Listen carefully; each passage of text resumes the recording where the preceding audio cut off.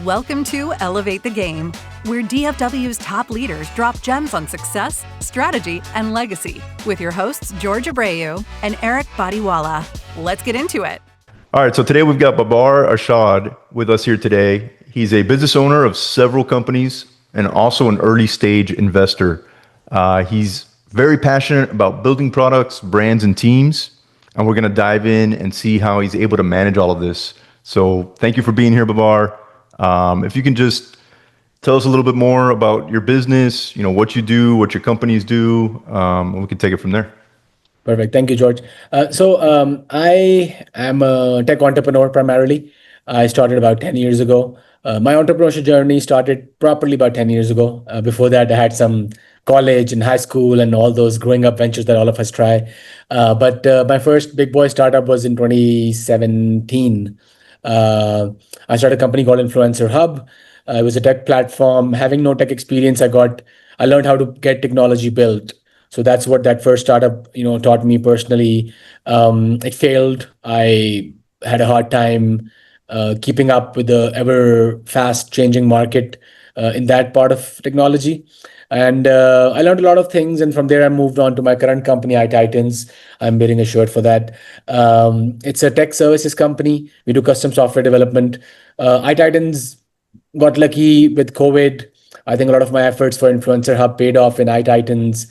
And I've just honestly been lucky with iTitans with the type of clients I've got. We do really good work, so we get good client referrals. And since I started making some money in iTitans, started putting money into other things. I don't have expensive taste or hobbies like that besides travel.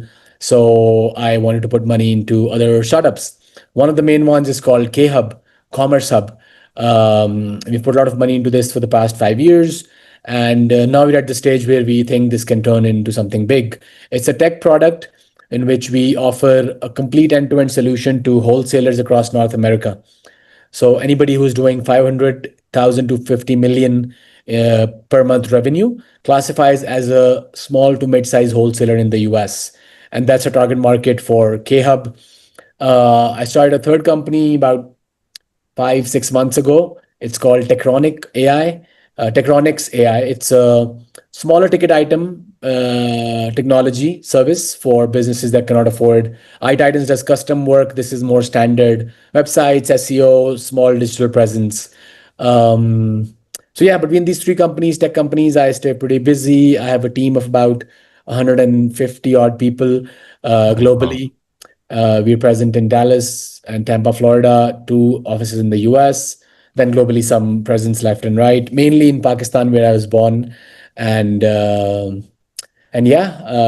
besides this, I keep looking for more opportunities. I was mentioning to you off air that I started a real estate company that we're still trying to figure things around. I think real estate is much more tough than technology. That's just my take. But my partner disagrees, and she's always like, no. Tech is more difficult, real estate is easy. But everybody has their own niche, right? I also figured out that I did not help growing and establishing these companies in the start when I was a outlier, especially in my community where a lot of people, first generation immigrants, they go for stable jobs and everything. And I was an outlier because right away I wanted to build companies and do it the hard way. So I feel the first few years you really need a support system. That's why I built a small community of entrepreneurs called Titan Hub, where I take about 20 people at a time, not more than that. I'm at capacity right now, but we keep rotating people around if they're not enough action oriented.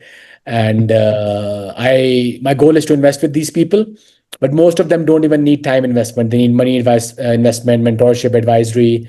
So I try to go into some small equity deals with them, but after getting them into my group and seeing they're the right fit, that investment can be time, money, or just energy, resources. So yeah, that's been a very rewarding journey. So yeah, that's a bit about me. I love to travel. I love sports. I wanted to be a sportsman growing up. I love food. Yeah, that's pretty much it. All right, man. Sounds like you're not doing enough here. I mean, what is that? Only 4 companies or 3 companies? Nah, I think I'm a lazy person who has high ADHD. So I get the right people in the right places, and I think that's my one strength that helps me do this. I think most business owners are. I don't know I mean, I know some business owners that just have one business, but there are those that have several. So I Yeah. feel you there. Tech is actually one of my, I would say, a passion. I've always liked tech. I've always been on the cutting edge, I think, of things, but never started a business in that space. I did look into creating a software for a couple months, and finding that team to build the software is where I kept hearing all these horror stories, and really where you can fail and sink a bunch of money into and then have a product that's worthless. Yeah, So yeah, it adds up pretty quickly if you don't have the right partners. I've had so many clients who've come in with years and millions being wasted, not even hundred and thousand, millions being wasted, and smaller companies, not big companies, because of the right wrong decision, yeah. of hiring somebody who's not good enough. So yeah, it's a tricky field. Yeah, and I think look, it's in most spaces, nothing's easy, right? Real estate isn't easy either. Tech's not easy. You just got to build that right team, like you said. With that said, I mean, the tech space is very competitive. I think we all know that, especially with all the growth and everything. What would you say that sets you aside and from the rest and has helped you build these companies? Um, I think if there's one thing that would be empathy, I just try to think in the customer's shoes more than just standard fixed procedures and protocols that we have. Can be anything. Tech has three or four main components. There's a very interesting discovery phase where you need to discover what needs to be built. You need to be very honest and think about the customer in that phase. People come up to me with a huge list of requirements, and usually I shorten it down. I'm like, no, you don't need these 10 things, you need these five, which means less money for me in the start, but I really know what is actually needed. If it works, they're going to be with me for a long term. So I try to play the long game and be empathetic towards people. I think that's what sets me apart, and I think that's what I preach to my team also. At all stages, try to be empathetic towards the client. That does not mean cutting your own leg off, but it needs to make sense. Mhm. So it makes sense. Understand from the client's perspective and just do it. I think that's what sets us apart. I have very interesting pricing because I have a mix of offshore and onshore people. So my pricing is much more competitive than what the normal US rates are. That also, of course, helps out. But yeah, I think the first main thing would be just having empathy for the clients that we're working for. Makes sense. Makes sense. So, for maybe some of the business owners out there listening, what's one thing you would say is a good tip for them to be able to build out their companies like you have, and yeah, what do you Uh, suggest they do? I think it is one thing, it's going to be hire people who are different than you. If I have five skills and I don't have five, I need to hire the people who have those other five skills, or else it won't make sense, right? We'll all be on one direction and the other five things won't be covered. I think that's one thing that's really helped me. Understanding yourself is very important, of course. So I understand what my strengths and weaknesses are, and I try to hire differently, which is, of course, a challenge in itself because a lot of these things are not out there on the paper like that. But yeah, if you can understand yourself and try to hire differently.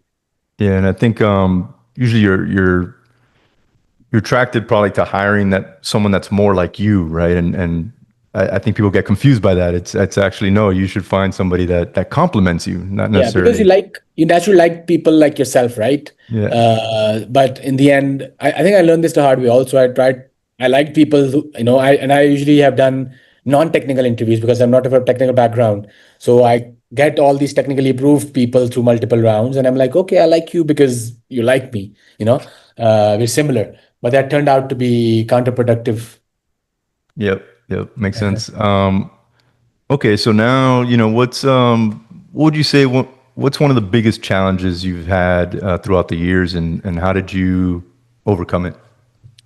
Uh, Again, when you ask a question, it's interesting because there's so many things that come to mind, right? But if there's one big thing that I have to point out, which I've learned, I'm still trying to figure out honestly in the right way, is how to build and sell together. Real estate is easier, right? I think so because in the context, you build a house, you sell a house. Hmm. With technology and with ongoing effort, technology is never complete. There's no 100%.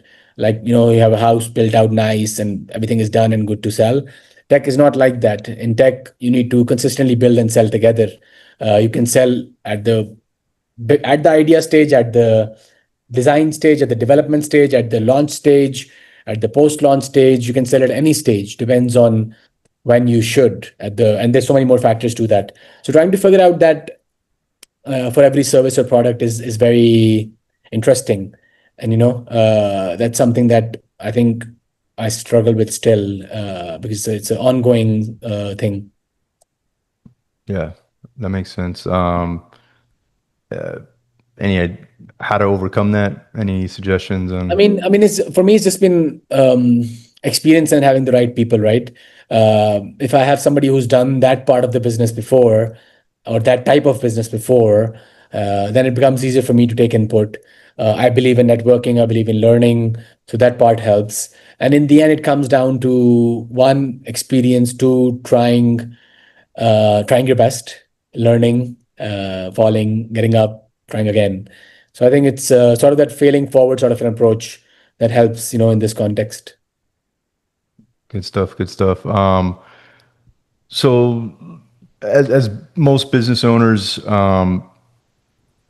I'm sure you're working several hours a week, and you probably enjoy working those hours in the business. But I do know, a lot of business owners are looking to, they don't expect to be working this many hours for forever, right? So it's looking at getting their money working for them, and possibly getting some passive income coming in. Is there anything that you're doing right now? I think you had mentioned possibly some angel investing or Yeah. whatnot, Yeah. to get some passive income coming in. Yeah. I personally disagree with the passive income terminology, because if I open the dictionary, I try to research, it's me doing nothing and earning money. I don't think Yeah. nothing in the world is like that, unless you keep money in the bank and they And keep I did giving. put quotations Yeah, yeah, yeah, I if you're saw. just listening. I know you can't see that, Yeah. but Yeah, no, yeah, no, I I saw agree. that. So I agree with that, right? There's nothing passive totally. Well, I think that anybody does, but probably some people have figured that out. But for me, um, I've always liked to be, I would rather buy my time, time back than earn more money. So I've always been of that mentality. I told this on another podcast, that when I was hustling and driving Uber in my first startup, a very, very hourly job, at that time also had an offshore assistant, trying to help me out. I was earning 12, she was charging, I don't know, 3 or 4, whatever. So it still made sense for me, because she could get more done. So I've always been of that mindset, to get the right people in. I think I'm personally a lazy person. I think I'm not super skilled at some one thing. So I can find better people than me to do a certain part of the job. And I'd rather do that than, try to do it myself. So uh, I spend much lesser time on my bigger clients than my smaller clients. And that's always a interesting debate too, because my bigger clients I probably spend an hour a week on my biggest client, and probably 5 hours. I don't know. I wouldn't say five, but a few more hours, on my smallest client, which is absolutely crazy different numbers. So yeah, trying to figure out how to get the right type of clientele is number one, and then trying to have the right team to manage that. I try to stay out of the supply side of the business, of all my businesses. I try to be focused more on the demand side, and helping and managing that part. So I feel I'm pretty satisfied with what I have right now in terms of my hours. I work for sure less than 40 hours. My mind probably Right. works 80 hours or more, because I can't help a lot of that. But my actual working hours are much lesser, compared to a lot of younger people my age. And I respect them, but I couldn't work those 16-hour days. Sometimes I don't know when I work a last 16-hour day, but sometimes I would put in a 12-hour sort of a day if I have a lot of things going on, events and this and that. But rarely, very rarely. Yeah, no, that's great. That's great. So no stocks, bonds, syndications, or anything that I guess would be considered passive. I put the passive in quotations because I think at the minimum you should be doing your homework up front, and really the due diligence, and making sure what you're putting your money in is gonna. Yeah, no, some assets that are appreciating in value, mostly real estate, you know, But again, there's no passive money coming from that. No rentals. Probably one, but no real rental income coming in. Yeah. Some stocks and bonds, some stocks, some crypto just lying around, sort of a thing.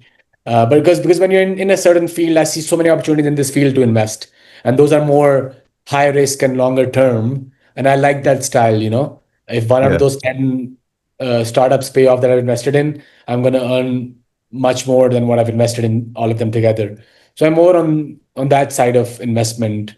And it's not passive really, because I'm not a silent investor ever. I'm always, as I told you, more involved with the people that I work with. That really drives me.